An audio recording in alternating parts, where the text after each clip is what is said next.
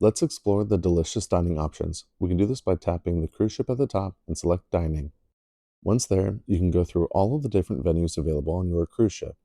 While most dining offerings are included with the purchase of your cruise, there are some select and signature experiences available to book in advance.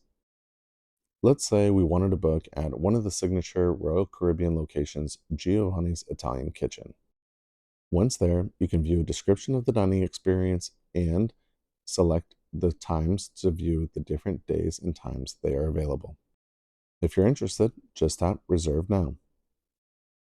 You'll also be able to find what location and deck the different dining areas are on. For example, on the main dining, you can see they're on deck 3, 4, and 5 of this ship. Let's view coffee and snacks. There's a ton of different experience options, and the beverage locations, you can also view where they're located. Let's say we wanted to pick a beverage package. We can do that straight from the Royal Caribbean app, and we can select between alcoholic, non alcoholic beverages, and even drink experiences and the coffee card. This will also let you know about the price and estimated time of the experience. Keep in mind that the beverage packages are per guest per day, and that's the total number of guests in the stateroom. The beverage packages also exclude any signature drinks at Starbucks locations.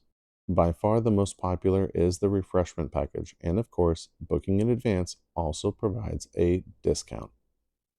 While you can stay hydrated all day and all night at the unlimited fountains for refills, including your Coca Cola souvenir cup, you can also choose the Cafe Select Coffee card. This is a separate purchase, but it's a punch card, and this entitles you 15 specialty espresso based coffees. And this is my personal choice, as I usually grab one every morning.